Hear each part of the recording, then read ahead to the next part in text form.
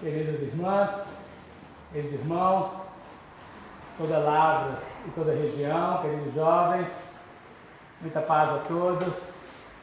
É com muita alegria que nós nos reunimos mais uma vez, de coração para coração, para podermos dialogar naqueles princípios fecundantes do Evangelho de Jesus aos nossos corações, na atual oportunidade fecundado pela doutrina espírita.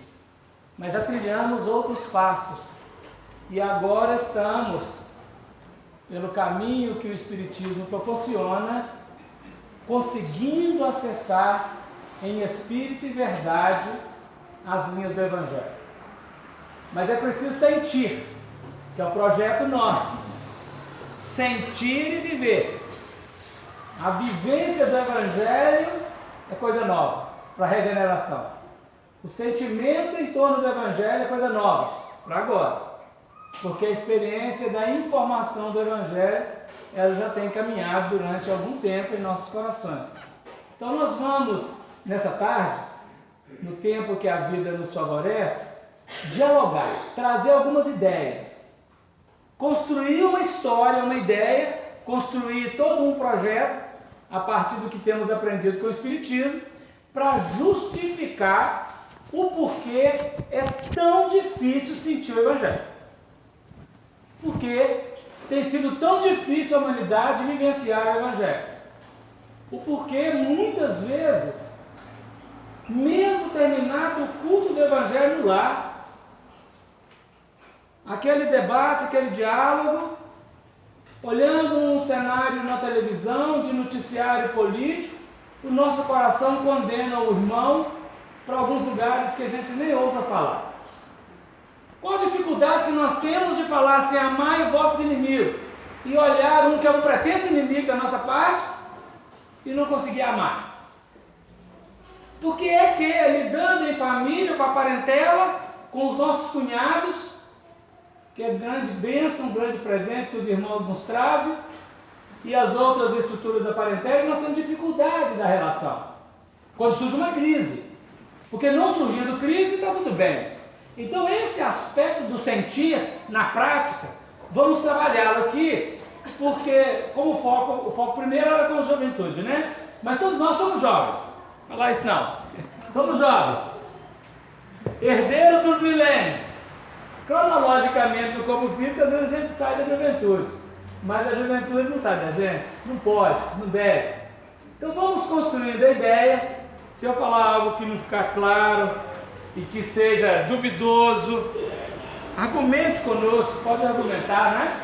Não tem palavra de autoridade aqui. Falo alto para quem está lá no fundo ouvir, mas não tem palavra de autoridade, tem palavra de irmão, de colega, de companheiro de jornada, onde nós todos estamos tentando essa filigrana de fazer o Evangelho perpassar em nossa intimidade e a sensibilidade verdadeiramente atingir nossos corações.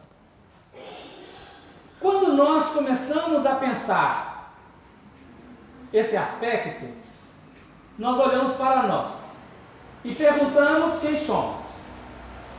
Quem somos? O que é de natureza espiritual de Deus? O quem é de natureza processual das pessoas, dos seres, dos filhos. Então quem somos neste momento? Nós somos o Espírito, estamos encarnados, portanto dominados pela matéria, porque ainda não dominamos a matéria, e a matéria nos oferece uma janela, para que com essa janela percebamos a vida. E essa janela no espírito humano, ela se chama mente. A mente, diz os benfeitores espirituais, e notadamente com Emmanuel, no livro Pensamento e Vida. A mente é o espelho da vida em toda parte. Talvez essa frase seja muito conhecida. E é preciso que haja em nós uma reflexão em torno do conceito, da metáfora. A mente é um espelho. Aí nós vamos buscar o que conhecemos para falar do que não conhecemos. Se não conhecemos a mente, mas conhecemos o espelho. E quando nós nos deparamos com um espelho, o espelho nos dá algumas informações. A primeira informação que o espelho nos dá é que ele gera uma imagem invertida. A imagem vista no espelho não é a imagem real, é uma imagem invertida.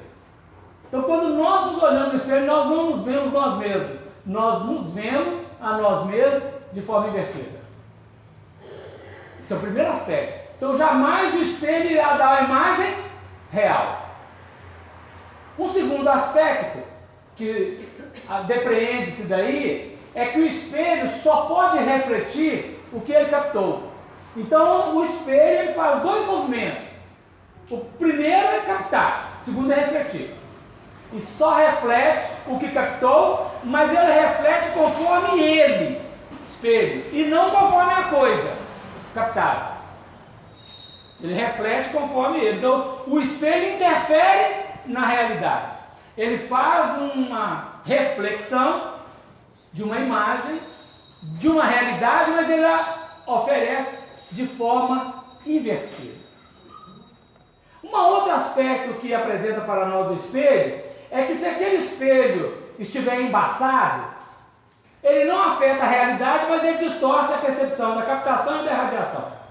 Se estiver sujo, trincado, se o espelho for côncavo, se o espelho for convexo, ele não altera a realidade, porém capta defeituosamente ou conforme si mesmo e reflete daquela maneira. A nossa mente funciona como um espelho na vida, em toda parte. A nossa mente não capta a realidade conforme é a realidade, mas conforme ela mente está naquele momento. Tanto que determinado evento, num determinado período, não é aceito por nós, num outro período pode ser aceito. Num determinado tempo aquele desagradável, num outro tempo pode ser agradável. Não a coisa não mudou, mudou foi o intérprete. A mente ela é uma interpretadora da realidade, filtrando a realidade conforme ela própria. Esse conceito de Emmanuel, a mente é o espelho da vida em toda parte, ele abre para nós então uma reflexão que no estágio humano que vivemos, nós não vemos a realidade. Sabemos nem por onde passou a realidade. E muitas vezes brigamos que estamos certos. E isso que é o motivo da briga, que eu estou certo hoje, amanhã eu vou dizer agora o oposto do que eu disse antes. Porque eu prefiro ser essa metamorfose ambulante, né? Diria um filósofo baiano, cantor popular. Porque na realidade são conceitos que precisamos até acessar para visualizarmos a relatividade nossa no processo diante da vida. Esse é o primeiro aspecto. Mas a mente é uma sofisticação biológica. É um sexto sentido que domina, nesse sentido que nós estamos dizendo agora, os 5 sentidos biológicos fundamentais. Quando o espírito imerge na matéria, ele gera um campo de aprisionamento em torno de si e ele constitui, a partir do minuto primeiro da matéria, um absoluto inconsciente. No átomo, o átomo primitivo, a centelha divina está absolutamente inconsciente, aprisionada. Allan Kardec pergunta no Livro dos Espíritos, questão 22, letra A, perguntando aos benfeitores espirituais: que definição podeis dar da matéria? Os benfeitores respondem assim: a matéria é o laço que prende o espírito, e sobre o qual ele exerce a sua ação. Em outro momento vai dizer que esse exercício da ação do espírito sobre a matéria deverá a matéria, ou torná-la em condições de sensibilizar-se no cenário operacional da vida. Então vamos pensar, vamos construir uma ideia. O espírito emergiu na matéria, por algum motivo. Aprisionado na matéria, porque é o laço que prende, ele está nesse átomo primitivo, saindo do átomo primitivo, que é do fluido cósmico universal, ao átomo, primeiro átomo da série estequiogenética, mais conhecido como tabela periódica, é o átomo de hidrogênio. É um átomo prisão. A centelha divina está ali dentro. E isso no reino inorgânico da evolução, e no reino orgânico também. À medida em que o princípio inteligente, ou essa centelha divina, essa mônada celeste, organiza corpos no reino mineral, em dado momento há uma enxertia aqui no planeta Terra, vamos pensar assim só no planeta, para não abstrairmos demais no sistema da evolução, vamos trazer para o planeta para ficar mais fácil de entender. Aqui no planeta, em dado momento o reino mineral recebe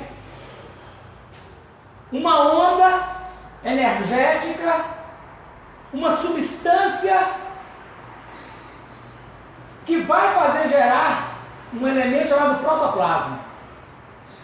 Essa substância, à semelhança do esperma, ela está carregada de princípios orgânicos fecundantes, que vão fecundar o princípio mineral, que passa a ser agora o campo de recepção da onda criadora vertida pelo protoplasma. Vão acompanhando a ideia. Quando o protoplasma acessa a estrutura mineral do planeta, e em qualquer estrutura mineral, esse protoplasma traz a vida. Na Terra surgiram os primeiros vírus. Esses vírus vão dar ideia de surgimento de primeiras bactérias. E as bactérias vão fazer surgir o reino vegetal. E juntamente com essa estrutura orgânica, surge o primeiro sentido biológico para a evolução do espírito, que é o sentido do tato. O tato, ele passa a ser agora a capacidade de registro de fora para dentro, impactando de fora para dentro no psiquismo orgânico. Daí a pouco desenvolve, ao longo do ciclo evolutivo, já no vegetal mais sofisticado, o paladar, onde a substância atinge agora, além do tato, sabor, gosto. Um pouco mais à frente, desenvolvendo e desabrochando, o psiquismo, neste reino ainda vegetal, vai ser acessado por determinadas estruturas que vão proporcionar o surgimento, um pouco mais à frente, do olfato, que já está no reino vegetal, do reino animal, da visão, e mais sofisticadamente, no futuro, da audição. Então nós temos aqui uma construção biológica do vegetal animal, constituindo janelas de contato com a realidade externa a partir do ser que estava aprisionado plenamente no mineral, no átomo, mas que agora tem algum contato externo. Ele é sensibilizado pela coisa de fora e ele responde à coisa de fora. O ser, em caráter da evolução absoluta, até atingir o espírito puro, ele sempre será reativo a alguma coisa. Nenhum ser, nesse processo evolutivo, ele é proativo sem que ele esteja sendo reativo. A proatividade é uma característica dos espíritos fecundadores, quando atingem patamares de mundo feliz para cima. Então nós, até agora, a nossa capacidade é sempre de reação a alguma coisa. lutamos pela criatividade, lutamos pela originalidade, lutamos pela proatividade, porém, todos esses elementos, eles são posteriores a um estímulo. Vamos repetir nisso. O estímulo está fora e ele provoca internamente e há uma resposta. Os 5 sentidos fundamentais são constituídos no reino vegetal, no reino animal. Quando atinge o reino humano, surge a mente. E a mente passa a ser agora uma estrutura, um sentido, um 6º sentido, que vai fazer uma alteração. Porque para o animal, os sentidos são absolutos. Cada espécie de animal é afetado pelo seu sentido de forma absoluta. Mas no reino humano, o ser humano, usando a mente, ele interpreta. E o sentido não é mais absoluto. Na questão do número 30, 31, 32 do Livro dos Espíritos, Allan Kardec, tratando sobre a questão das moléculas, ele irá dizer, e isso é fácil de observar, uma coisa prazerosa para alguém pode ser desprazerosa para outro. O mesmo tato que alguém sente prazer com um determinado toque, a outra pessoa pode não sentir prazer. O gosto é a mesma coisa. Algo agradável à vista de alguém pode não ser para outra. Porque é a mente interpretando. Então, quando nós chegamos no reino humano, os sentidos estão presentes, porém quem determina acima dos sentidos é a mente. E como já vimos, a mente capta uma onda, não altera a onda, mas conforme si mesma ela capta e reflete conforme é. Esse é um processo. Quando nós estamos querendo falar de sentimento, o sentimento é um afetar-se pela experiência da vida. Quantos de nós aqui já matamos alguém por ele ser cristão? Ninguém. Quantos de nós aqui participamos da noite de São Bartolomeu? Não sei. Ivone Pereira, que trabalhou aqui há algum tempo, participou. E narra sobre a noite de São Bartolomeu. Onde cristão católico matou cristão protestante, porque sentia conforme, diferentemente do outro, sentia o Cristo. O Cristo é o mesmo.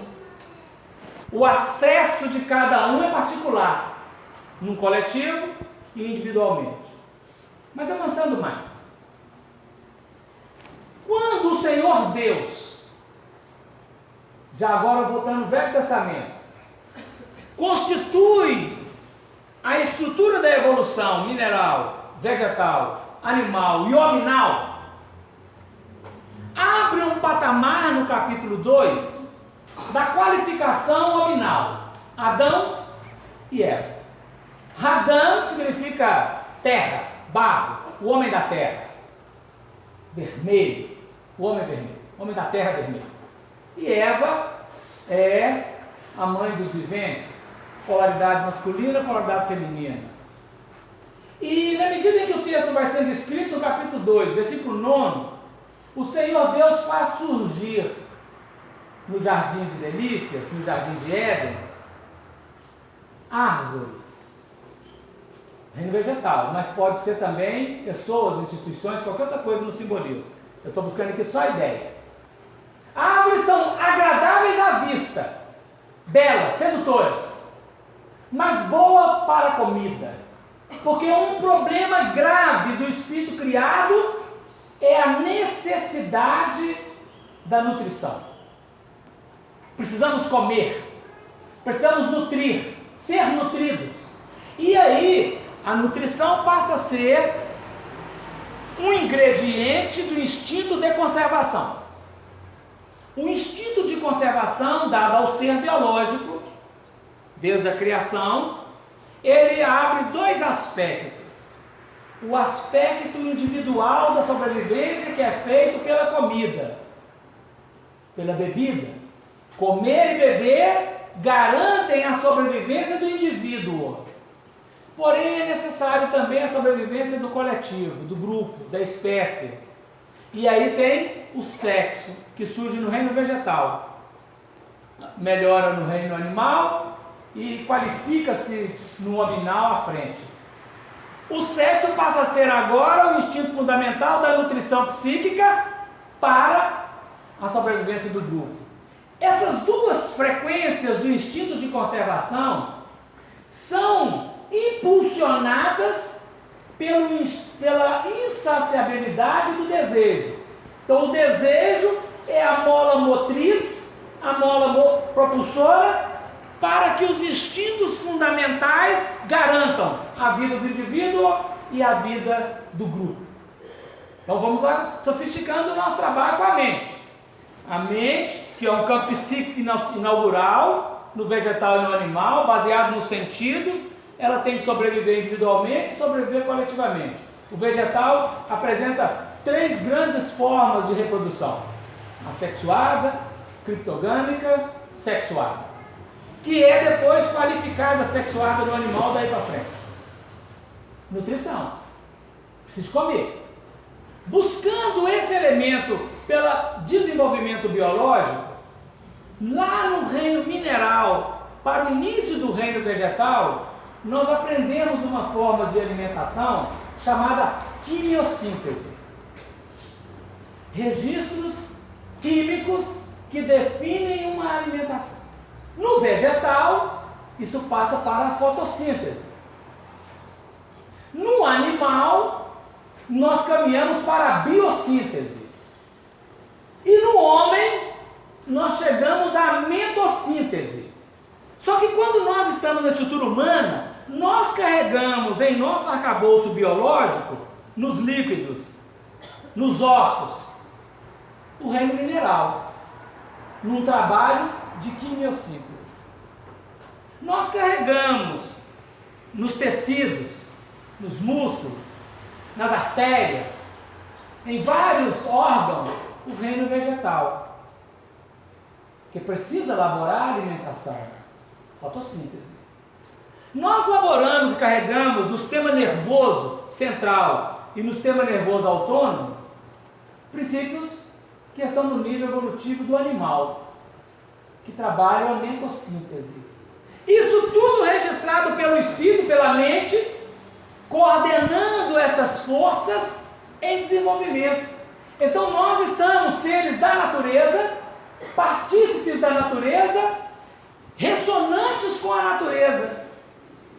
Por isso hoje, mais do que nunca, emerge no consciente coletivo o componente ecológico. Porque ao afetar a natureza, nós estamos afetando a nós mesmos. Antes nós não tínhamos essa sensibilidade. Até a década de 60, do ponto de vista coletivo, não havia essa sensibilidade no grupo. Ela era falada filosoficamente, o Livro dos Espíritos trata disso desde o século XIX. Mas o coletivo humano não havia ainda sensibilizado, não sentia a questão ecológica. Da década de 60 para cá, nós temos essa inteligência abriu como horizonte e nós estamos sendo sensíveis à ecologia. Por quê?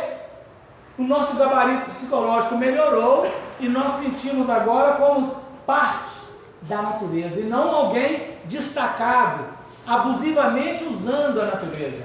São processos. Então veja, o grau de sensibilidade, o sentir alguma coisa, ele também é um processo, um projeto de evolução. É muito complexo de um primata, um primitivo, ele ser sensibilizado pelo Evangelho. Não conhece isso. O homem que emergiu da natureza, ele emergiu na lei do mais forte, do mais astuto, do mais sagaz, do mais capaz, daquele que é mais forte, que mata e domina e manda. O Evangelho propõe um homem diferenciado, ele não consegue sentir. Então o homem primário, ele usa o Evangelho a seu bel prazer, mas ele não trabalha o Evangelho. Nós estamos tentando entender por que isso, né? Então estamos caminhando na nutrição. Falamos de todos esses processos, dos sentidos e da nutrição. Acontece que no livro Nos Domínios da Mediunidade, o instrutor Albério, primeiro capítulo, ele diz assim: a mente permanece na base de todos os fenômenos mediúnicos. Então veja, a mente que vai reger os sentidos biológicos, ela também é base de filtragem dos sentidos espirituais. A mediunidade, que eclode com a intuição, é o sétimo sentido, nesse projeto assim, né? Então a mente, ela é filtradora dos elementos além do biológico, suprabiológicos, que antigamente eram chamados de sobrenaturais. Não, eles não são sobrenaturais, eles são além do natural, supernaturais. Né? Num natural biológico da natureza, mas eles estão numa outra natureza, numa biologia diferenciada, quintessenciada do plano espiritual. E a mente, ela passa a ser registradora, filtradora de todos estes elementos. Então ela se nutre nos ambientes da natureza, quimiossíntese, fotossíntese, biossíntese, mentossíntese. E nós todos hoje estamos com passos bem largos, convidados a começar a erradicar a biossíntese direta. A biossíntese, a comida da carne. Ainda permaneceremos com o processo do vegetal, fazendo inverso o movimento da mentossíntese, da fotossíntese e da quimiossíntese. Mas no tempo, esses processos também serão deixados pelo espírito. Porque a mentossíntese, ela caminha no terreno da afetividade. Por isso que no livro Nosso Lar, nós vamos encontrar a Dona Laura orientando a André Luiza, nós todos, sobre o amor que é alimento das almas. Mas é um projeto para o futuro. O ar, a respiração, o sol, a vitalidade, o afeto, o amor, como nutrição. Garantindo um órgão no perispírito e no corpo físico que consiga quebrar a molécula do nitrogênio e abrir mão da comida. Isso é uma aventura, não me preocupa muito com isso não. Vai ter lanche daqui a pouco, senão já nem não. Não é para sofrer com isso, né? Mas é saber que vai acontecer. E nós vamos começar a sentir, não é? Sentir. Então, carregando neste processo, nós vamos constituindo ao longo da evolução os chamados centros de força, os chakras, na linguagem do sânscrito indiano. São portais que comunicam o dentro com o fora e o fora com o dentro. Os chakras funcionam em forma de ventiladores, com hélices, mas eles também funcionam em forma de exaustores. A onda é recebida e a onda é irradiada. A onda é captada e a onda é comunicada. Aí nós temos o chakra genésico, que vai atuar no sentido genital, no trato genital. O chakra esplênico, que trabalha a altura do baço, no problema da vitalidade. O chakra gástrico, na altura do umbigo, do estômago, chamado plexo solar. Plexo é no corpo físico, chakra no duplo etérico, centro vital e no corpo astral. Mas para não sofisticar demais, vamos só falando deles, né? No estômago, que vai filtrar, vai decodificar alimento denso e menos denso. O chakra cardíaco, na altura do coração, a filtrar a emotividade. O chakra laríngeo, na altura da garganta, na tireoide, a filtrar a expressividade. O chakra cerebral, ligado à hipófise, no meio da testa, dentro do cérebro, no chakra das ideias, governando os sentidos. Os 5 sentidos são governados pelo centro cerebral. E o chakra coronário, alto da cabeça, 90 graus no ouvido, na glândula pineal, governando toda a estrutura do espírito e da matéria em unificação e registrando os fenômenos da mediunidade. Esses chakras são portais, com os quais a mente faz a leitura da vida como o prisma que decodifica a onda branca, a cor branca, nas 7 cores do arco-íris, as 7 cores estão registradas do vermelho genésico ao violeta coronário, as 7 cores estão registradas em nosso psiquismo orgânico. Então uma onda que chega, ela é filtrada conforme a intensidade da vibração num determinado chakra, para que haja sensibilização em nós, para que haja o sentido sensível, a sensibilidade psíquica. Naturalmente, para dar uma ideia bem concreta disso que nós estamos dizendo, se nós trouxermos um cavalo original e colocarmos aqui um monte de capim e um prato de diamantes, o cavalo original, ele vai no capim. Se ele for no diamante, ele não é original, ele é falsificado. Ele foi adestrado, não é? Ele foi adestrado, todo mundo sabe. Por quê? Por que ele foi no capim? Porque tem registro.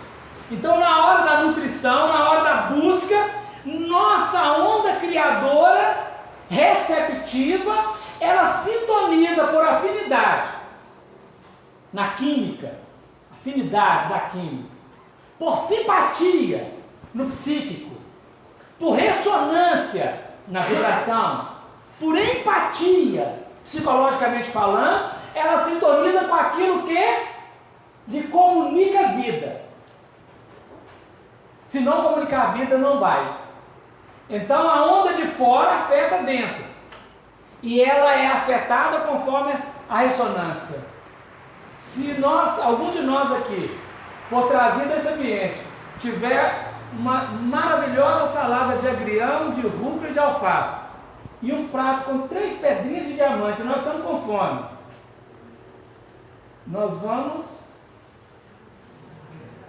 se for no vegetal, está falsificado. Nós vamos no diamante. Nós vamos no diamante. Chama a Chica da Silva e pergunta para ela onde é que ela vai. No diamante. De Diamantino, de qualquer lugar. Porque nossa mente, ela agora já... eu estou com fome, mas fome para os fracos. Eu quero os diamantes, não é? Porque há uma escolha. Então vamos caminhando nossa construção para ir dando a ideia. Emmanuel continua sobre a mente. A mente, agora está um outro conceito. A mente é o campo da consciência desperta na faixa evolutiva em que o conhecimento adquirido nos permite operar. Vamos ver esse conceito. A mente é o campo da consciência desperta na faixa evolutiva em que o conhecimento adquirido nos permite operar. Então agora ele abriu. Antes era um inconsciente absoluto. Esse inconsciente absoluto é chamado pelos benfeitores de consciência. Então vamos fazer, a lei de Deus está na consciência, está na totalidade do ser. Na totalidade do ser. Que a maior parte dessa consciência é inconsciente. Então vamos conceituar. O inconsciente, ele é inconsciente a partir do ego. Mas ele não é sem consciência, ele tem consciência. Só que é uma consciência que não acessa o ego. Vê se dá ideia, né? Vê se dá ideia. Então a consciência total do ser, ela vai sendo despertada, ela vai sendo ampliada, retirando o inconsciente, tornando-se consciente. E a mente é essa inscrição psíquica que vai ampliando o campo de percepção, tornando o inconsciente consciente, sem entrar no mérito das várias psicologias, das várias filosofias, né? Então veja, a mente é o campo da consciência que está desperta. Tem um campo inconsciente, tem um campo desperto, na faixa evolutiva que nos permite operar o conhecimento adquirido. Então, pelo conhecimento adquirido, que não é informação, conhecimento não é a informação somente, o conhecimento é a informação que chega e a execução da informação. Quantos de nós, para fazer a prova do Enem, decoramos uma fórmula matemática, uma fórmula física, que é um conhecimento que foi aplicado por uso num dado tempo. Daí a 10 anos a gente nem lembra mais daquela fórmula, se não for da área estrita. Não lembra. O sujeito, o predicado e o objeto direto costuma, às vezes, a gente nem sabe por onde passou o sujeito, nem o objeto direto, nem o agente da passiva. Porque foi usado num tempo. Então a informação que chega precisa do exercício constante, contínuo para fixação. Então o conhecimento adquirido não é apenas a informação que chegou, é o registro da informação a partir da execução. Por isso que a teoria é prática. Captação da onda informativa e fixação da onda pela execução. Então nós estamos aqui construindo. A mente é o campo da consciência desperta, na faixa evolutiva em que o conhecimento adquirido nos permite operar. Quando ele vai falar da mente como campo da consciência desperta, Emmanuel vai dizer o seguinte: quando nós trabalhamos assim com a mente, nós queremos dizer que o coração é a face do espelho e que o cérebro é o centro das ondulações gerando a força do pensamento. Então Emmanuel faz uma abertura nesse momento agora para nós, onde ele vai trabalhar o coração como síntese da emotividade do passado e vai trabalhar o cérebro como expressividade de atualização, de realização, de operação. Se tiver dúvida, vocês estão me falando, mas vai acompanhando a ideia. Então agora a mente, ela está dividida em duas frequências: o sentir, na emotividade síntese do coração, que é a face do espelho, porque a face do espelho é que nos identifica, ainda que invertidamente, mas é o que nos identifica. E o cérebro, que é o centro das ondulações que gera a força do pensamento que irradia. Coração e cérebro. Então quando nós falamos assim, mente, coração e cérebro. Na licença poética, o próprio Emmanuel faz isso, e quase a maioria dos espíritos fazem isso, fala assim, a minha mente e o meu coração. Isso é licença poética. Conceitualmente, quando fala mente, então está falando coração e cérebro. Tá certo? Mente e coração é apenas uma licença poética. Porque a frequência do sentir e do pensar está na totalidade da mente que consegue operar naquele conteúdo, naquele aspecto. E nós não sabemos aferir grau evolutivo de ninguém. Aliás, nem o nosso mesmo. Porque nós dizemos gostar de uma coisa agora e daí a pouco nós já não gostamos daquilo mais. Nós prometemos amar alguém infinitamente e 10 anos depois eu não quero nem ver aquele alguém pintado nem de ouro, nem com os diamantes. Eu levo os diamantes e largo alguém. Então vamos lá no processo da filtragem. O coração agora passa a ser uma síntese do nosso sentir. Emmanuel chama isso agora de emotividade. Então, emotividade é uma síntese do sentir, do ser na evolução. O primeiro nível do sentir, pelo tato, sensorial. Então, nós temos o duplo etérico, o nível vegetal. Nas células dos tecidos, dos músculos, nós temos o campo sensorial, o tato, sensorial. Comunica prazer, comunica dor, comunica frio, comunica calor, o duplo etérico. O espírito que não tem duplo etérico, os melhorados no mundo espiritual, não sente frio, não sente calor, não sente dor.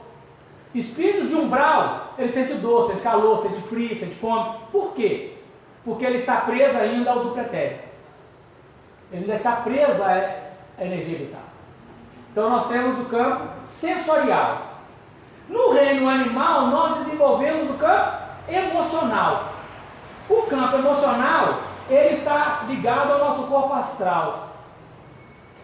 Ele está ligado ao nosso sistema nervoso, tanto o autônomo quanto o sistema nervoso central. São as emoções. E psicologicamente nós sentimos. Vamos fazer uma diferença aqui entre emoção e sentimento. A emoção é um sentir animal, que o homem também tem. O sentimento é um sentir humano, que o animal não tem, para diferenciar didaticamente os conceitos. Então, por exemplo, a alegria. Um animal tem alegria. Vamos pegar o cachorro, que é mais fácil. Tem alegria. Então, quando eu tenho alegria, é uma emoção. Agora, a felicidade, o cachorro já não tem. Medo. O animal tem. O cachorro tem. Quando nós temos medo, é emoção. Mas assim, pavor, pânico, ansiedade, são derivativos do medo, o animal não tem. Se tiver, está distraindo ou captando a onda do dono dele, ou da família. O cachorro, quando entra em depressão e ansiedade, não é dele, é da família. Né? Ele filtra energia.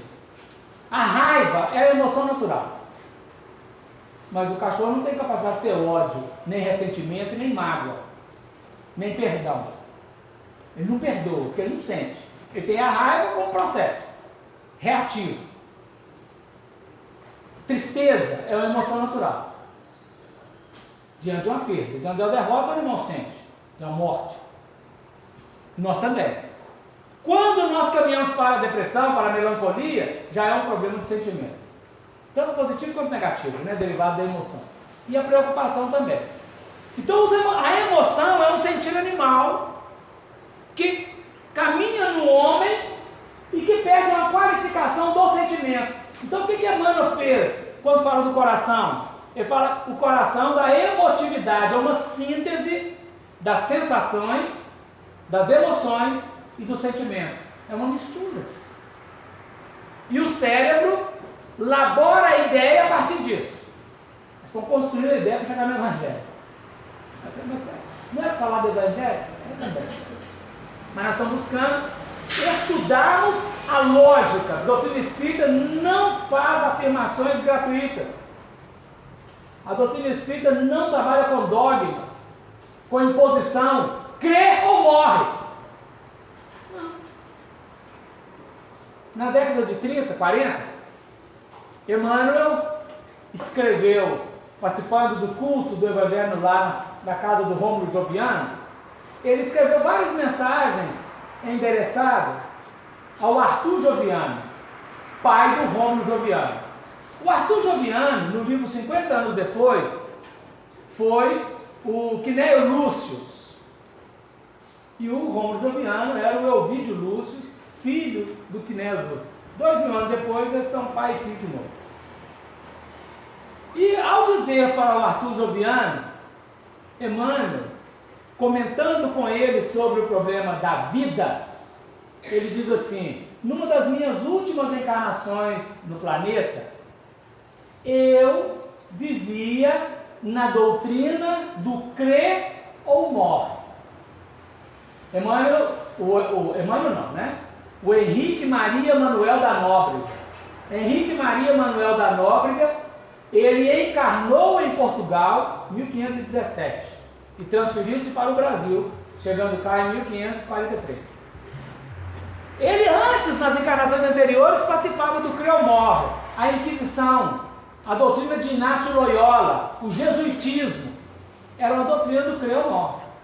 Se acreditou que o que eu estou falando, vive. Se não acreditou, morre. A doutrina espírita não trabalha com isso. E ele, Emmanuel, veio para o Brasil, e aqui vai ser o primeiro evangelizador no Brasil. Vai catequizar índio, tamoio, que era canibal. Vai catequizar índio, goitacazes, guajajaras, né, guaranis, tupis.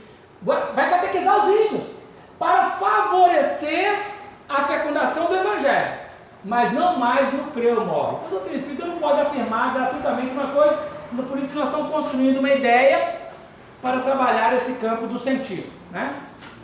Então, quando nós estamos aqui na emoção, na emotividade, ela trabalha todos esses níveis: sensorial, emocional e sentimento. E o cérebro decodifica o pensamento. Num dia de 24 horas, nós temos aproximadamente 10.000 emoções. a gente nem percebe. Nem percebe.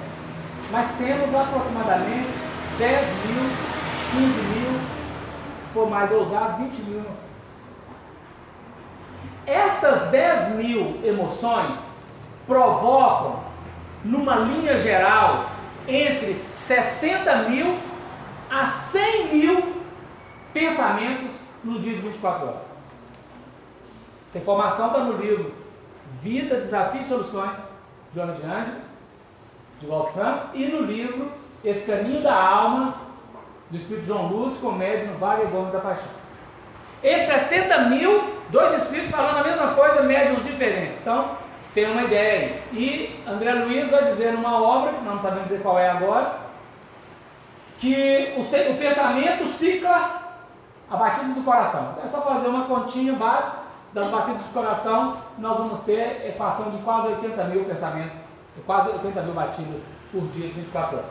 Então, o sentimento, um sentimento, ele mobiliza uns 10, 20 pensamentos ou mais, talvez muito mais, não é? Nós estamos fazendo uma equação simples aqui. Sentir gera pensamento. E esse pensamento gera atitude e palavras. Atitude e palavras.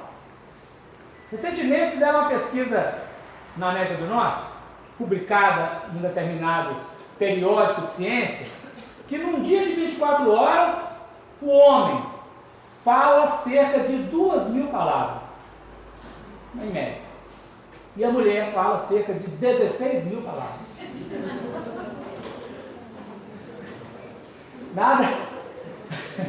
Nada machista, né? Mas é muito melhor falar mais do que falar pouco.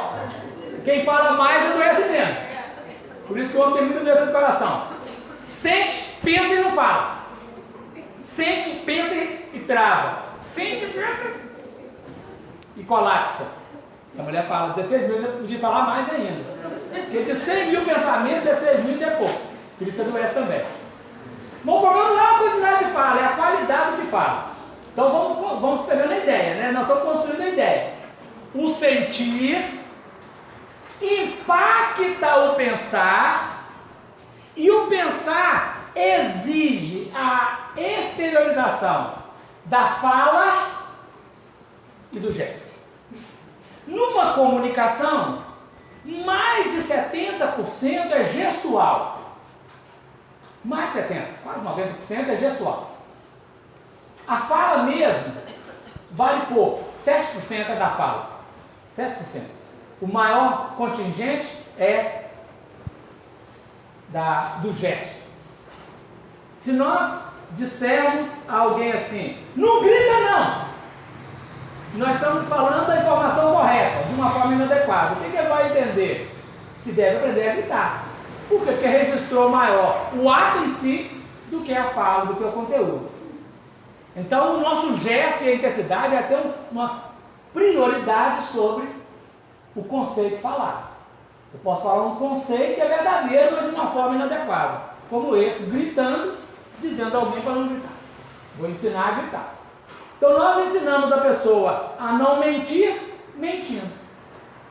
O espírito humano é mentiroso desde a natureza dele, que começou no reino animal. No reino animal também é. Veja o camaleão e outros quaisquer. Nós somos camuflados, né? Camuflamos. Tanto que hoje, numa pesquisa que foi feita recente também, cada 100 notícias na internet, 76% é fake. Ou fake total, fake parcial. Ou seja, nós lidamos com a mentira. Então nós alimentamos de quê? De mentira. Então nós somos mentirosos. Em maior escala. Falar a verdade é uma das coisas mais difíceis. E o Evangelho vai trabalhar com a verdade. Eu não me encaixo na verdade. Porque eu trabalho com aparência. O Evangelho trabalha com essência. Então vamos vendo as dicotomias, as separações, para a gente poder... Qual é o nosso projeto?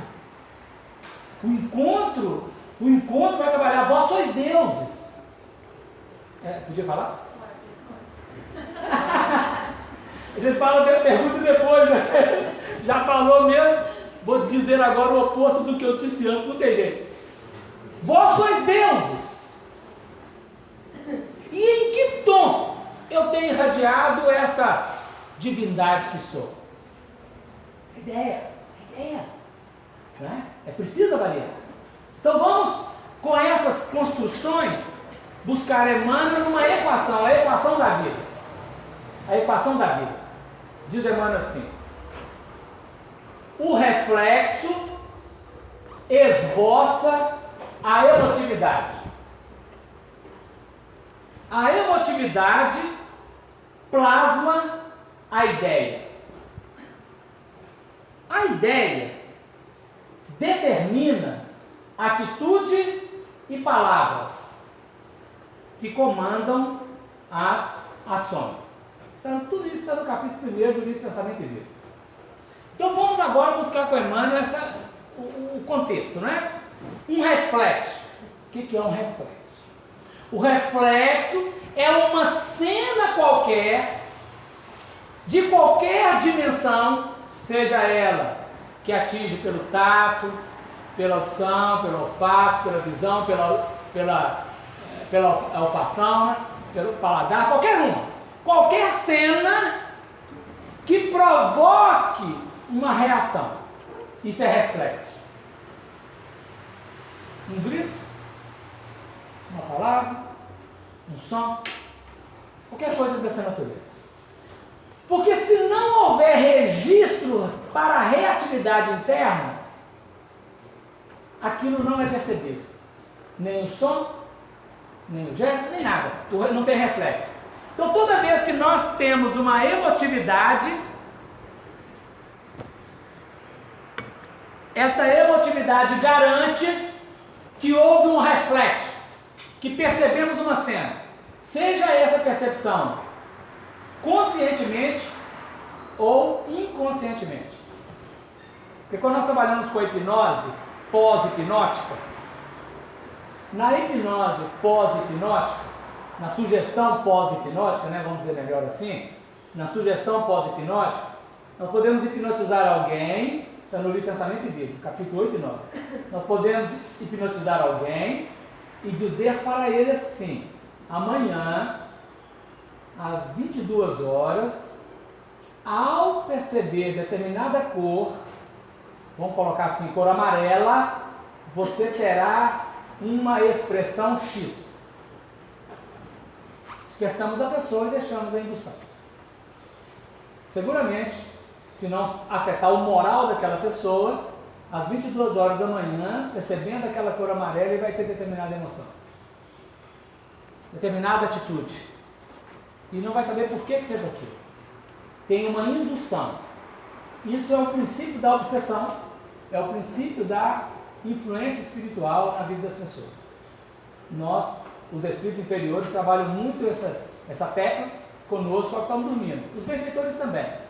Então, é um cenário. Porque não é só o campo da percepção consciente, é também da percepção inconsciente. Eu agora percebo a cena, eu vejo a cena, vejo a cor, tenho determinada reação, eu não sei por que eu tive aquilo. O que é isso? E não sei explicar. A única explicação possível é a do dramaturgo, filósofo Chaves. Me escapuliu. Alguém conhece? Me escapuliu. Porque eu não sei porquê. Então vamos pensar a equação de novo. Um reflexo é qualquer cena percebida pelo ser, consciente ou inconscientemente, tendo registro dele. Se não tiver, não tem jeito, né? O que ela faz? O verbo é assim: esboça, plasma, determina, comanda. Então o verbo vai indicando um aprofundamento, né? Uma intensidade maior com a onda criadora. Um reflexo esboça a emotividade. Então a emotividade é um esboço. O esboço é como se fosse um desenho de menino de 6 anos, 7 anos, é uma garatuja. É um esboço. É um rabisco. É um confuso sentir na hora que determinado reflexo. Imagine nós vamos a uma festa. Naquela festa tem uma pessoa que eu gostaria muito que não tivesse ido à festa, e a primeira pessoa que eu vejo é aquela pessoa. Mas que alegria, gente, que bom, que lindo. Não é assim que vem? Dá um frio aqui, ó, um gelo. Vou voltar. Mas eu penso, tem uns quitutes lá, tão gostoso. Eu não posso voltar. Eu fingi que eu não vi. É um conflito. Nós estamos andando, alguém grita. Acontece uma emotividade, é um sentir difuso, confuso, geral. Pode ser sensorial, pode ser emocional, pode ser pelos sentimentos, são vários níveis. Mas ela nos afetou, alguém nos coloca o dedo, como alguém tocou o dedo assim nas costas de alguém, levanta a mão. Porque ele acha que é um ladrão, então um susto. Então, o reflexo esboça a emotividade. Bom, a emotividade é esse sentir confuso, difuso, não sabendo de onde vem nem para onde vai. Porém, a emotividade plasma a ideia, ou seja, a carga emocional que chega, sintetizada no coração, ela vai ser filtrada pela glândula timo e vai ser enviada ao cérebro para que o cérebro produza ideia. A ideia ainda não é o pensamento cognitivo, discursivo. A ideia é o primeiro aflorar da coisa. Então, vamos voltando. O reflexo mexe na emoção. É ato contínuo, é pela linha do determinismo, eu não tenho como impedir. Porém, quando chega na ideia, a ideia não é biológica, a ideia não é determinística, a ideia trabalha no livre-arbítrio. Eu posso estar condicionado, mas eu devo aprender a trabalhar no livre-arbítrio. Então vamos lá. Teve a ideia. Quando a ideia chega, eu posso frear se ela estiver me levando para o negativo. E posso aprofundar e exigir cada vez mais se ela estiver negando para o positivo. Então, no nível das ideias, no terreno das ideias, nós somos livres. A ideia, ela é a determinação ela plasma, né? A emoção plasma a ideia determina a atitude e a palavra. O gesto, né? A expressão facial, a expressão corporal ou a fala. É uma exteriorização. Que comandam as ações, tudo isso comanda as ações dos seres humanos.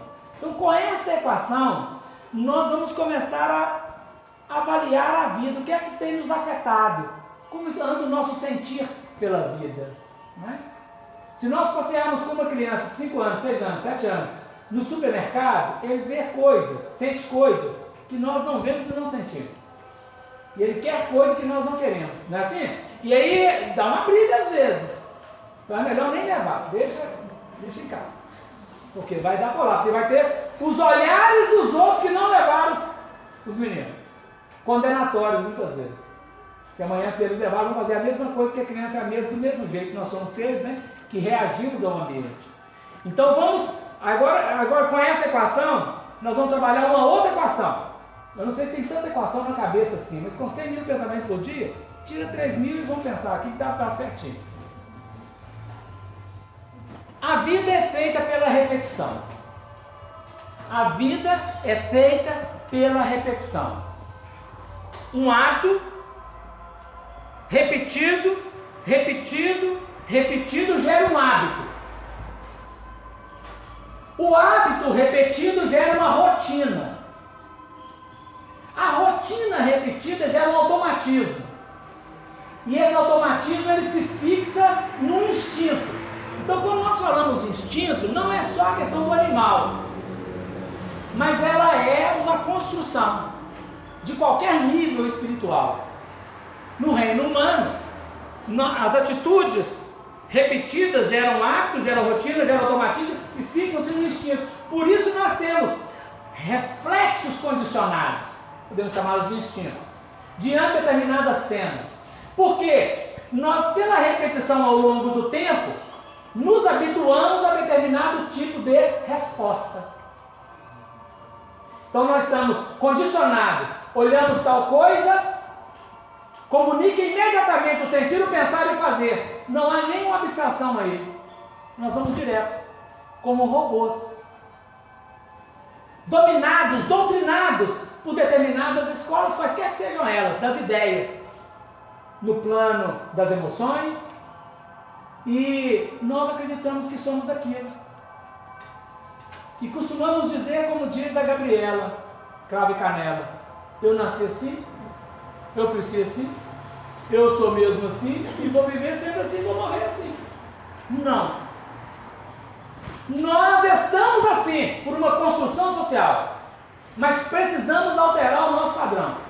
E só se muda um hábito com outro hábito. Então, nós já vamos ver aqui. Tem equação, estamos acostumados. Comigo é assim, tretou, eu estou tomando. Eu rodo baiano. Aí eu vou lá, estudo palestra no Evangelho, assim, perdoa quem te ofende. Perdoa quem te ofende. Perdão?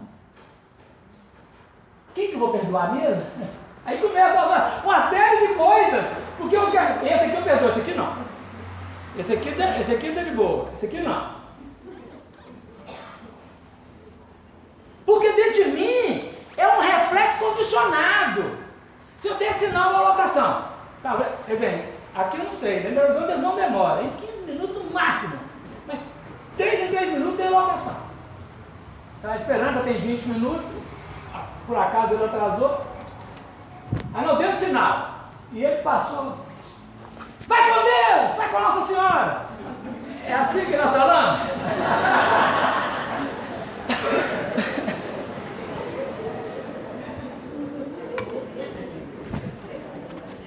Manda para lugares impublicáveis. Não manda não, porque todo lugar que nós mandamos alguém, nós temos que ir lá buscar.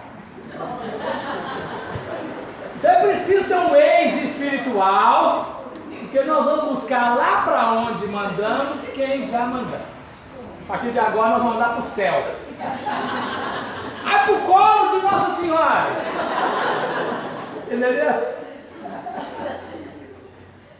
Porque sai assim. O negócio é aquele. Deus, faz uma meditação, já tem 100 metros de distância. A pessoa que é motorista, Senhor. Não é assim? E vai. É uma construção. É um hábito. Não temos esse hábito. Se nós estivermos esperando um elevador, e aí estamos lá esperando, o elevador parou no 5º andar. Aí ele parou e no nosso cálculo, sabedoria interna da nossa engenharia, né, interna, toda a estrutura dos cálculos sofisticados na nossa mente, ele passou 3 segundos do tempo necessário para abrir, sair, entrar e fechar a porta e descer. Nós já começamos, tem problema aqui. O que aconteceu? Por que esse elevador não vem, gente? Assim não dá, né? E se tiver plateia, sai naturalmente assim, ó. Logo depois da palestra, logo depois do culto evangélico lá, às vezes, você vai colocar uma chave na fechadura, se a chave cai, não é? Porque reflexo condicionado, instintivamente, nós sentimos aversão quando a coisa dá pretensamente errada, do jeito que eu acho. Né? Aí eu não consegui pegar o ônibus, peguei o segundo. O que está passando lá na frente, aquele ônibus está batido lá.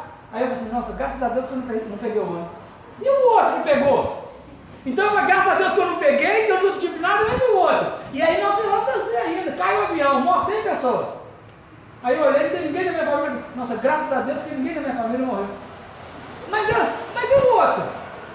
Então o nosso, é um paradoxo os nossos processos de xingar o motorista depois do visual. Ainda bem que você não parou, motorista. Senão estaria ali agora engarrafado, né? Passamos ele na frente, estamos disputando a corrida. Sentir a vida. Como estamos sentindo e captando a onda criadora da vida? Como que essa onda está nos afetando?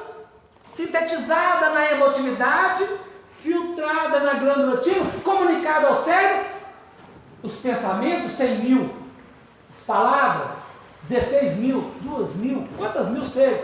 E os gestos, quantos os gestos que nós fazemos no dia a dia? Quando uma coisa não nos toca bem, como respondemos a ela? São pensadas.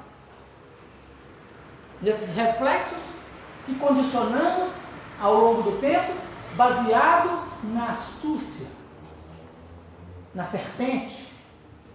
A serpente que estava no paraíso, ela diz de todos os reflexos incondicionados e condicionados que trazemos ao longo da nossa história biológica e psicológica. No reflexo condicionado, ela está adstrita ao orgulho, ao egoísmo e à vaidade. O eu do egoísmo diz assim: tudo para mim e se sobrar alguma coisa para os meus. Esse é o eu do egoísmo. Tudo para mim, sobrando algo para os meus. O eu do orgulho diz assim: eu sou melhor do que todos. E não quer nem saber se você acredita nisso, deixa eu acreditar.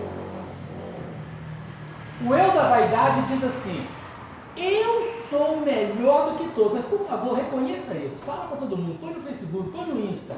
Coloca lá. Eu sou melhor. A vaidade quer o referendo externo, né? O orgulho não quer referendo de ninguém, não quer nem saber. Então, esses eus representam a serpente. A serpente que seduziu Eva. O que é a Eva agora? A emotividade. É o feminino receptivo que sente. Então, a serpente disse a Eva: o que Deus falou mesmo que não pode comer aquele negócio ali? Diz que se comer vai dar o quê? Vai morrer? Você está doido, menino? Que dia que comer um negócio daquele vai morrer? Você pensa nisso? Não, é bobagem. Então, o instinto antigo, ele questiona a emoção atual, põe dúvida, lança as possibilidades de fake, fala: menina, deve ser boba. E aí a Eva, que é a emotividade, leva o Adão, que é a ideia, e fala: Adão, vê que esse negócio é gostoso, olha pra você ver se não é bom. E o Adão fala assim: é mesmo, menina, que coisa boa, por que a gente não sabia disso antes? E o Adão comeu. Então a tentação é da Eva, a queda é do Adão. A tentação é da emotividade. A queda é da intelectualidade, que fez adesão num projeto fake. E nessa adesão ao projeto fake repetida gerou um instinto negativo. E nós precisamos começar a fazer um movimento agora de renovação. Esta renovação, ela é a onda criadora do Evangelho. Então vamos trabalhar mais um conceito para essa onda criadora do Evangelho ganhar substância. A mente, no seu campo operacional, ela tem, como se fosse uma empresa, como se fosse uma loja de departamentos, uma gerência e os seus departamentos. A gerência da mente é a vontade. Vontade. A vontade é aquela mola que define a ação ou a não ação, a adesão ou a não adesão, o sim ou o não ao projeto. A vontade é que define. Os departamentos, eles têm 4 expressões principais e outras secundárias. Emmanuel trabalha as 4 principais. Está no capítulo 2 do Pensamento e Vida. Primeiro departamento básico, o desejo. O desejo está lá ligado. A insaciabilidade do desejo promove a fome, a comida para a sobrevivência do indivíduo. A insaciabilidade do desejo promove o sexo, o afeto, o instinto da vinculação para a manutenção do grupo. O desejo, então, é o primeiro departamento que emerge da mente, campo operacional. No desejo, operam propósitos e estímulos ao trabalho. Então, o desejo não tem nada de errado com ele. O desejo precisa impactar a mente para que a vontade defina no propósito e na aspiração o trabalho por conquistar. Mas imagina que eu estou com fome, eu não quero trabalhar, eu vou lá e roubo. Imagine que eu estou com um desejo, não quero buscar o campo real e afetivo equilibrado do desejo e manifesto de qualquer jeito. Então, esse processo do desejo precisa da vontade filtrando para melhor execução no trabalho daquela conquista. E aí diz o benfeitor: quando a vontade não opera a fiscalização no desejo, o desejo pode comprar ao engano aflitivos séculos de reparação e de sofrimento. Os séculos de reparação e sofrimento que temos vivido significa que o desejo foi utilizado incorretamente. Não quis o trabalho e quis a lei do menor esforço. É a lei. É a lei. Segundo departamento. Então o desejo está funcionando e ele gera um novo departamento. Não é ele que gera. Chega um novo departamento que faz parte daquela escola, mas por sucessividade ele vem depois, que é o da inteligência. A inteligência, o desejo está no animal. A inteligência, enquanto operacionalidade, está no homem. O animal tem a sua inteligência limitada ao seu componente. O homem tem a inteligência além daquele componente, né? A inteligência, o trabalho dela é dilatando os patrimônios da evolução e da cultura. Essa é a frequência da inteligência. Então tem o desejo, que elabora a aspiração e propósito, a inteligência que deve dilatar o patrimônio da aquisição, da evolução e da cultura. Quando a inteligência não é filtrada pela vontade, ela pode cair na enxovia da criminalidade. Criminalidade. A inteligência pode maquinar crimes para atender aos desejos, não filtrado pela vontade, e o patrimônio da evolução e da cultura pode ser ofendido. Com teses, com teorias, com doutrinas, com ideias, com atitudes muito danosas ao campo da evolução. Além do desejo, da inteligência, surge a imaginação. Terceiro nível. A imaginação, ela deve amealhar as riquezas do ideal e da sensibilidade. Então o que a imaginação tem que fazer? Ela tem que buscar no futuro, no superconsciente, o ideal para conseguir trabalhar junto com a inteligência e com o desejo numa sofisticação de sensibilidade. Quando a imaginação não é atuada, fiscalizada, filtrada pela vontade, a imaginação pode gerar perigosos monstros na sombra. Esses monstros na sombra, numa linguagem é a fantasia, numa outra linguagem é a alucinação. A alucinação já é uma doença mais grave. Então, a fantasia é aquele desejo pensado e imaginado irrealizável. Não vai ser realizado. E nós, como diz na linguagem, não sei se a juventude atual usa essa expressão, né? Viajamos na maionese. Porque não vai realizar. A imaginação caminha para fantasias e ideais que não têm ideal. Surge o quarto nível do departamento, que é a memória. A memória, ela faz um arquivo das súmulas, arquivando as súmulas, não é das, né? Arquivando as súmulas da experiência. Então o que a memória faz? Com tudo que foi vivido, repetido, pelo desejo, pela inteligência, pela imaginação, nos reflexos condicionados, nos sentidos biológicos, nos sentidos espirituais, governados pela mente, ela arquiva o registro, síntese da coisa vivida.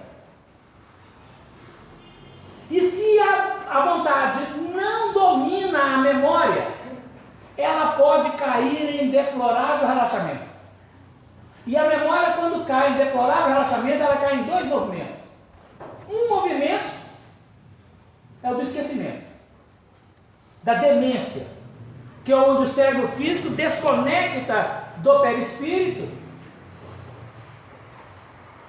e não processa mais a informação da memória, lembrança do registro. Ou processa parcialmente, limitadamente. Ou num outro processo de relaxamento, onde a memória não põe filtro às recordações das vidas passadas e dos planos espirituais, gerando uma esquizofrenia. Umas ideias confusas que surgem. Não que toda esquizofrenia seja só nesse patamar, tem outros componentes. Mas é aí, quando a memória ela não faz filtro, nós estamos com o inconsciente ao céu aberto, não tendo a filtragem, aquele conteúdo do plano espiritual das outras vidas vem todo à tona e nós ficamos confusos. Pode ser na demência, mas pode ser na alucinação, no delírio. O delírio é uma construção fake, a partir dos registros anteriores, na fantasia. Então é um adoecimento grave, gravíssimo, que nós estamos buscando agora, então, o nosso componente para sentirmos, a partir do que sentimos a vida, de toda essa estrutura, sentir o Evangelho. O que é que o Evangelho pulsa em nossa vida? A vida biológica pulsa, ser o mais inteligente, tirar as melhores notas, ser o primeiro lugar, aprovado em determinado curso. Os cursinhos, eles fazem suas propagandas e têm êxito porque tiveram tantos primeiros lugares, tanto isso, tanto aquilo, tanto aquilo outro, que é o consciente intelectual que está sendo afetado, mas não fizeram ainda o movimento do consciente emocional. E a aferição pelo consciente emocional é o grande trabalho do Evangelho para a nova era. O ser não é medido pelo quanto ele sabe de continhas e de memórias, mas o ser é avaliado pelo quanto de afetividade ele lida com o outro, com a divergência, com o contraditório. E o Evangelho pede-nos sentir a partir do problema relação. O outro, eu e o outro. Eu e o outro estamos numa convergência e não numa beligerância. O outro é meu irmão. E o outro é procedimento de crescimento.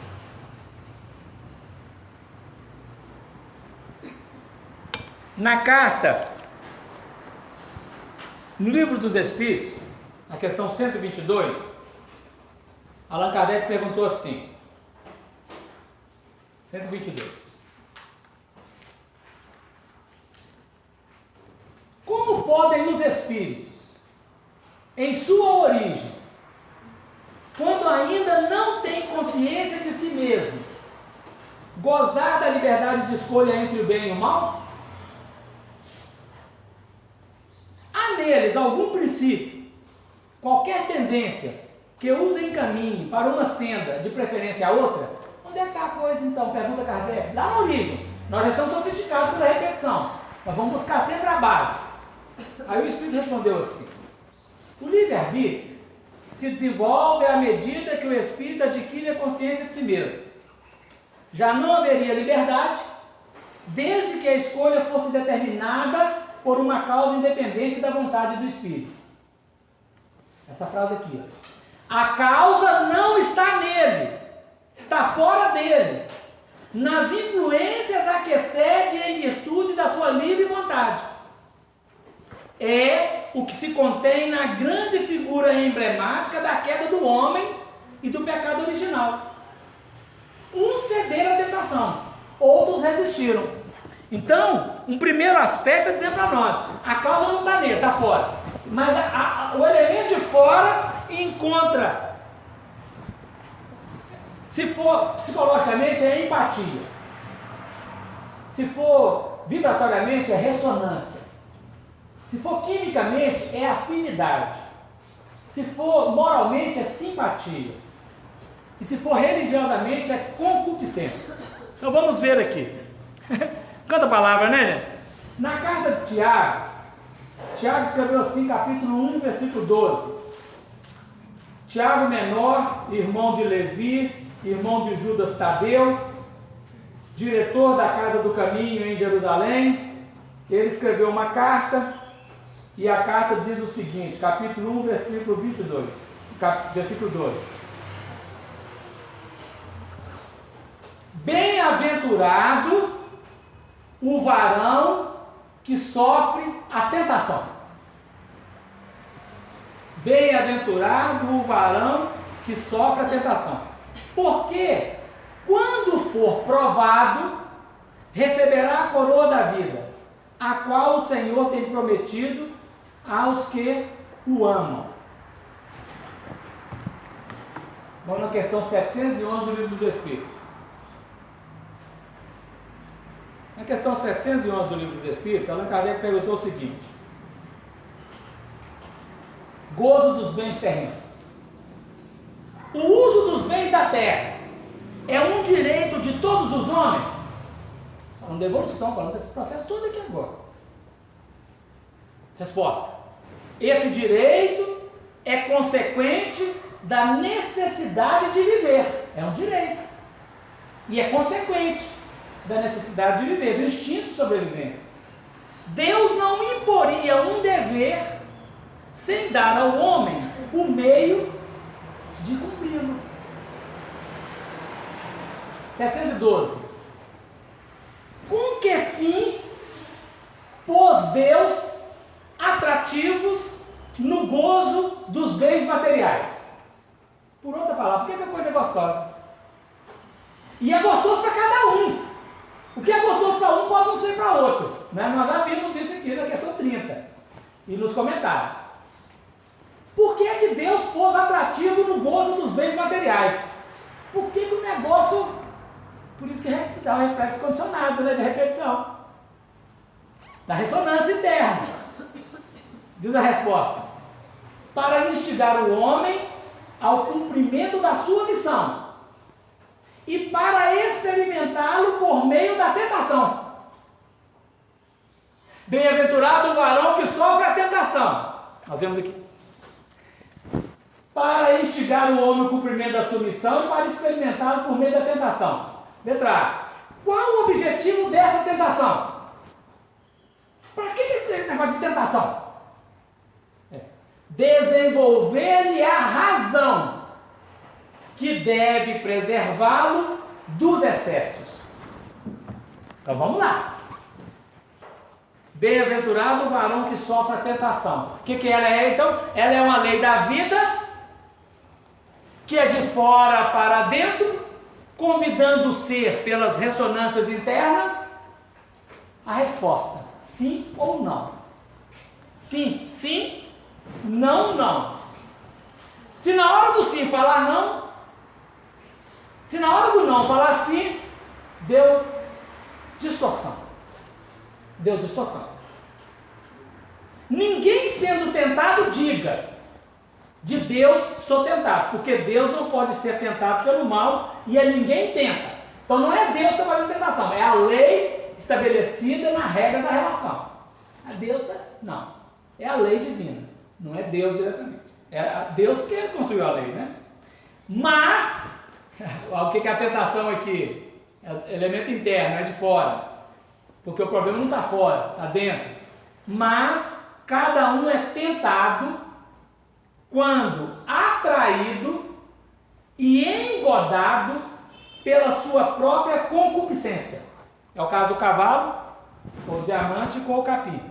A concupiscência está no cavalo. Ele é atraído e engodado pela concupiscência dele, e não pela coisa em si, porque a mente, ela lê a coisa conforme ela. Se trouxer o macaco não vai pegar o vegetal ali não. E nem o diamante. Ele vai querer outra coisa. Se ele pegar o diamante, ele é falsificado, né?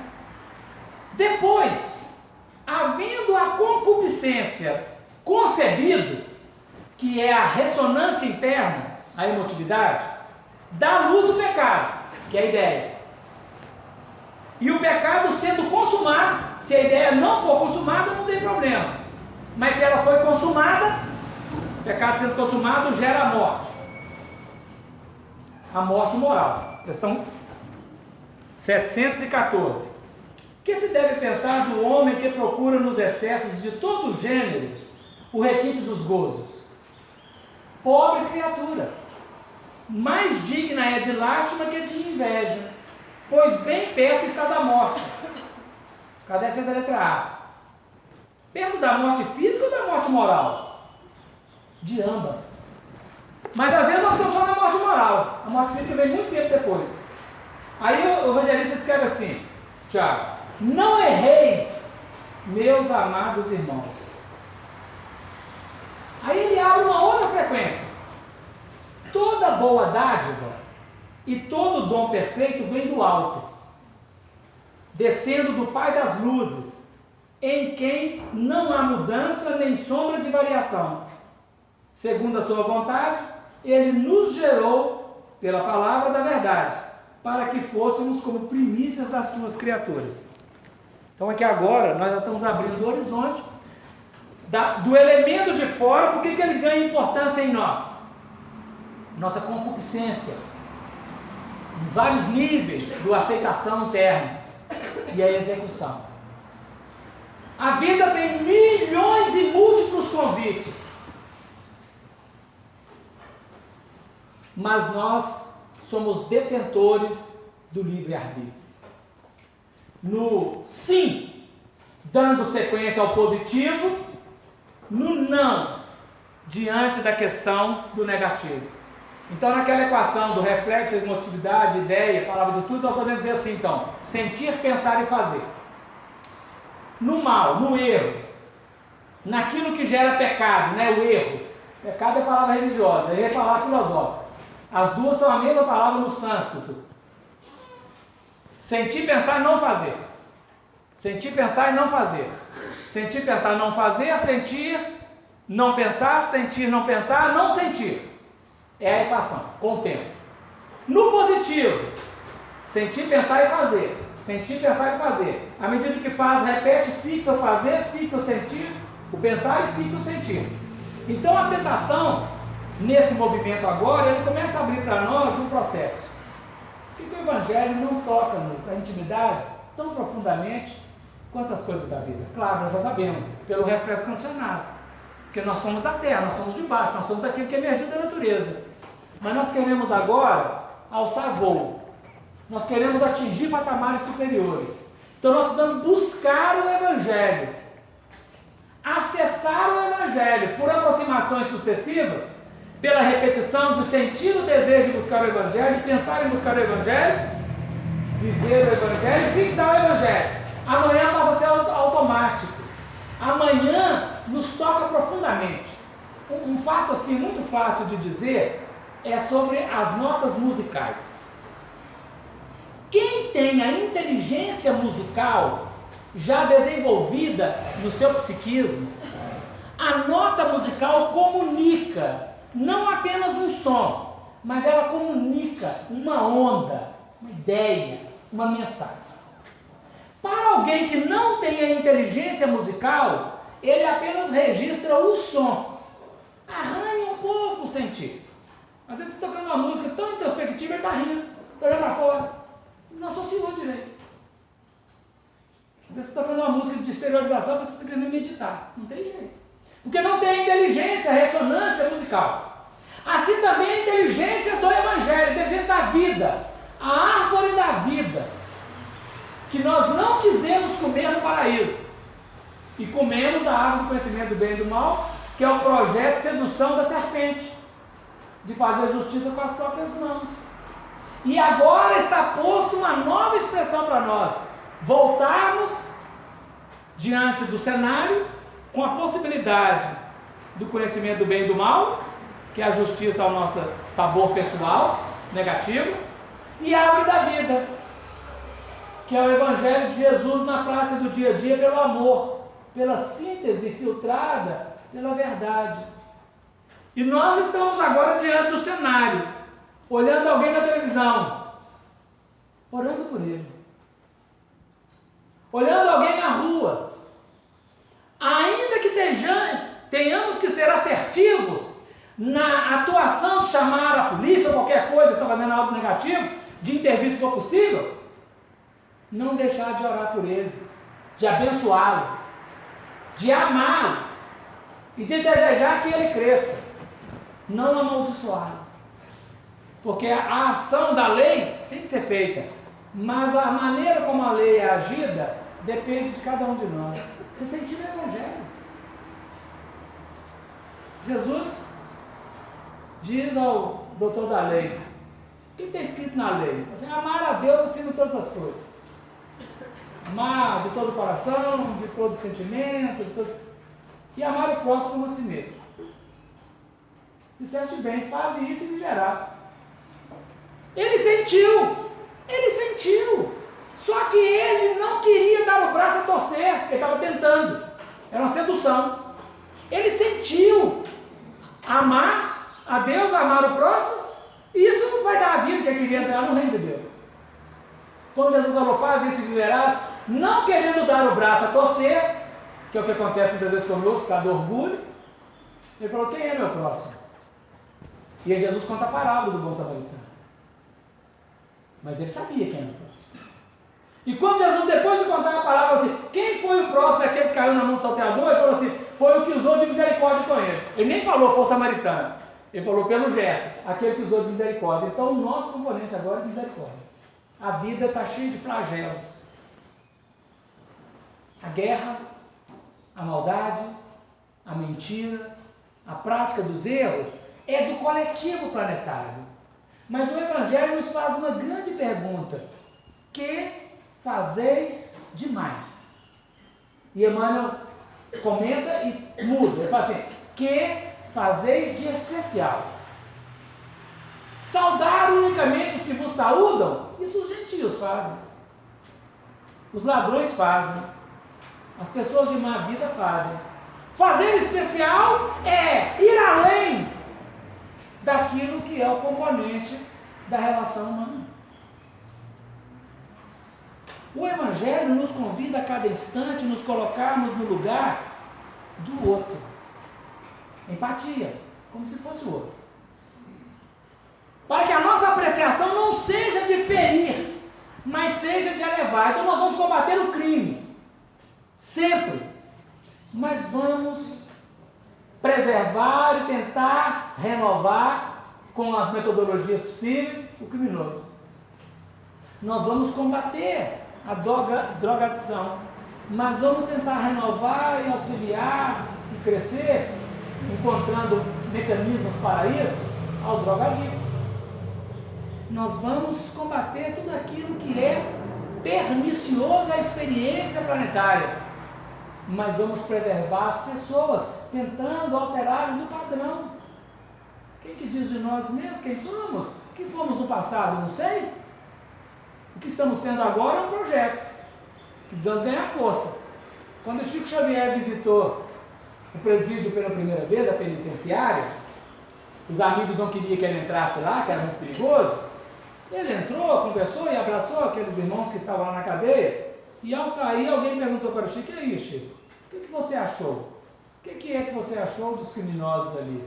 Ele falou, olha, aqueles criminosos é um de nós que a lei pôs a mão. Enquanto a lei não pôr a mão em nós estamos do lado de fora da cela. Mas se levantar uma CPI em nós, pode ser que... Pode ser. E esse papai, lá no mundo espiritual, começava a me olhar aos 17, 18, 16 anos, é perigoso ele mandar me prender. Porque cometemos coisas inadequadas. Não é mesmo? Então, sentir o Evangelho não é a letra que mata, mas é o Espírito que dá vida, que vivifica. Onde aquela palestra do Evangelho, como texto, ela deve comunicar. Agora nós precisamos entender que nós temos que vencer um misoneísmo. O que é o misoneísmo? Todo aquele condicionamento ancestral antigo que faz barreira, faz fronteira, que põe cerca, que não deixa a mensagem do Evangelho chegar. Porque conversar com o contraditório excita em nós a guerra, nós queremos brigar com ele em boa condição. Mas o Evangelho está pedindo para compreender. Para não reagir perversamente com ele, não resistir ao mal, mas acolher filtrar, devolver o mal com o bem. Mas isso exige qualidade moral que nos falta, ou que ainda não foi constituída plenamente. Isso que muitas vezes, num caso eu consigo fazer, no outro não. Às vezes eu consigo chegar numa reunião mediúnica e conversar com um extremo obsessor, chamá-lo de irmão, convidá-lo ao perdão, amar. Mas se eu tivesse encontrado 3 dias antes com esse obsessor e ele encarnado ainda, eu não faria isso com ele. Eu mandaria ele lá para o lugar. Mas agora, como ele está filtrado na reunião mediúnica e ali é o exercício, eu amo e chamo de irmão. Mas se eu encontrasse com ele um mês antes dele morrer, ele cometendo o crime dele, eu chamaria ele de sei lá o quê. Essa é a equação que nós vamos começar a pensar. Esse novo movimento, essa nova onda criadora, é sentir o Evangelho, tornar o Evangelho nós mesmos, comer o Evangelho, porque se é para comer, e a comida é que mantém, que nutre, o Evangelho é comida. Um livro no Apocalipse foi oferecido a João Evangelista, e a voz do céu disse a ele: toma e come.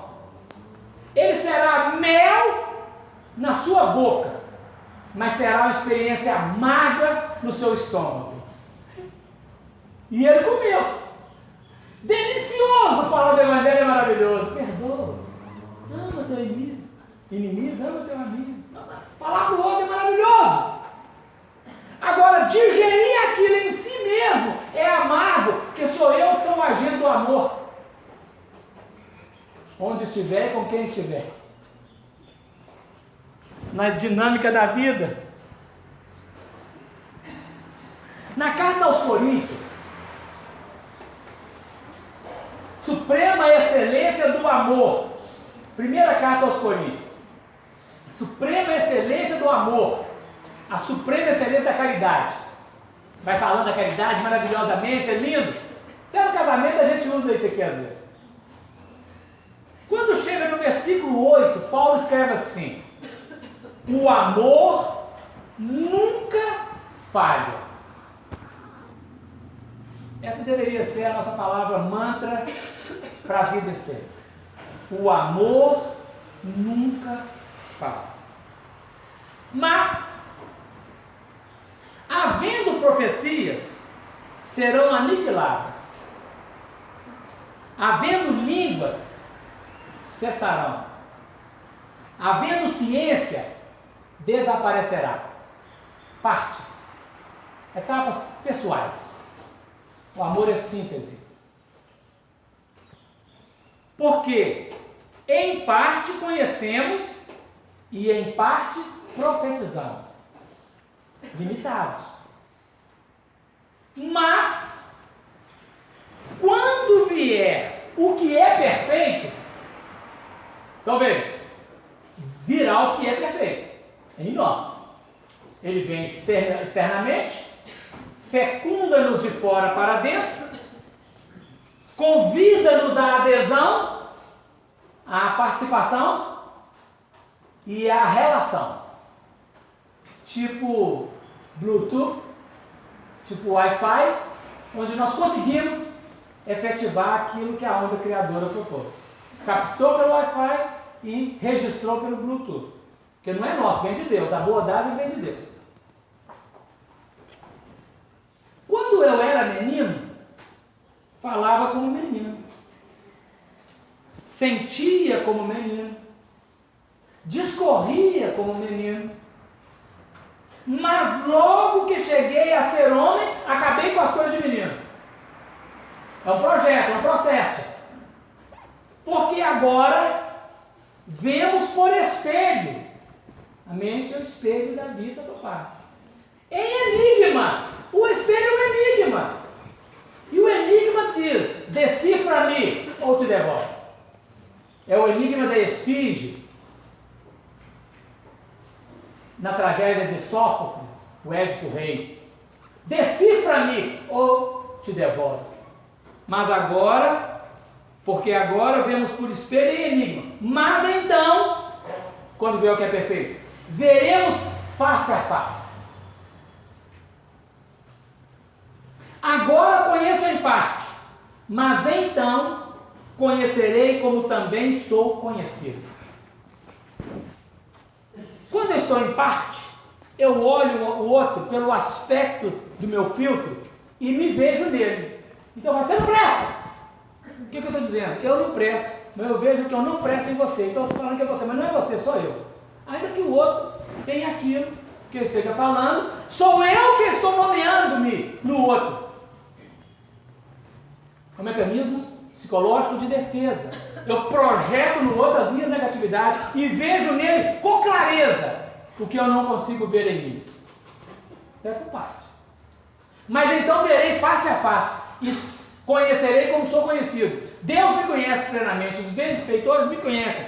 Eu também me conhecerei plenamente, face a face, porque face a face não é inversão, não é enigma, não é espelhamento, é vivência. E aí nós obedecemos 3 grandes níveis dimensionais, processuais.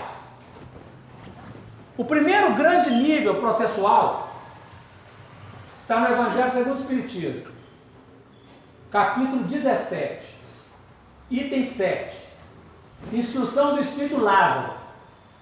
Ele fala sobre o dever. Vou ler alguns fragmentos. O dever é a obrigação moral da criatura para consigo mesma primeiro, e em seguida para com os outros. Obrigação moral comigo e com o outro. Antes de tirar o cisco no olho do outro, eu tenho que olhar o meu. Olha a fala do Evangelho. Por que vedes um cisco no olho do teu irmão e não vedes a trave que está no seu? Por causa do mecanismo de projeção. A trave é projetada, invertido, diminuído, no mecanismo tipo o espelho, né? Embotado, e lá eu vejo lá o cisco no olho do outro. O dever é a lei da vida. Com ele nos deparamos nas mais ínfimas particularidades, como nos atos mais elevados. Continua, saltei um pedacinho aqui. Na ordem dos sentimentos, o dever é muito difícil de cumprir-se, por se achar em antagonismo com as atrações do interesse e do coração. Eu sou constituído de interesse de coração que é contrário ao dever. Por isso que ele é difícil de cumprir. Porque eu tenho coisas em mim que o dever não está de boa. Obedecer regras. Não precisa ensinar a criança a ter pirraça. Já nasce fazendo pirraça. Já nasce fantasiando. O segundo choro da criança não é mais original, diz o Freud. Só o primeiro. Mas eu quero pegar essa frase aqui. Está lá no finalzinho.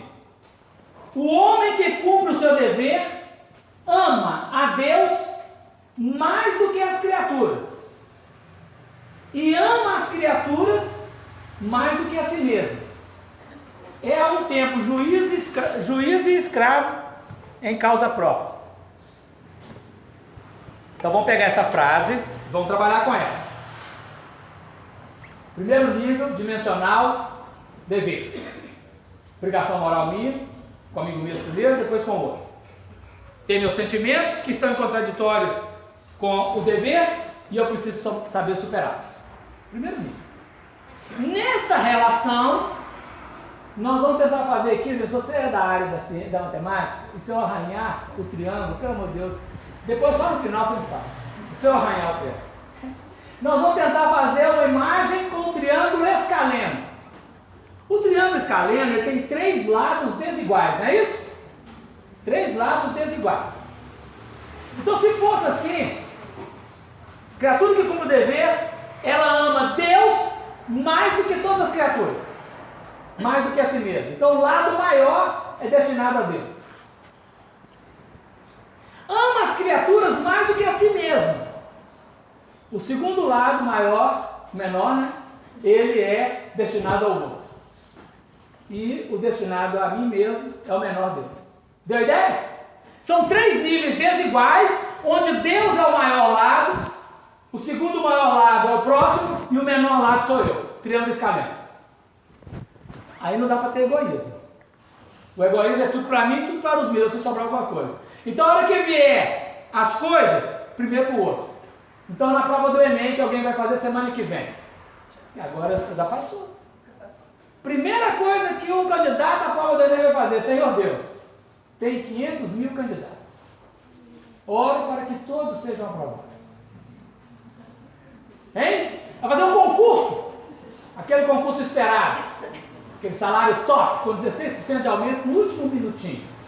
Senhor Deus, eu também vou fazer o concurso. Mas eu desejo, Senhor, que todos os meus irmãos sejam aprovados. Aí alguém fala assim: mas isso não tem jeito não vai dar não. Não tem jeito, só tem 5 vagas. Esse é o problema de Deus. Eu quero que todo mundo seja aprovado. Deus é que resolve. Deus, eu quero mesmo.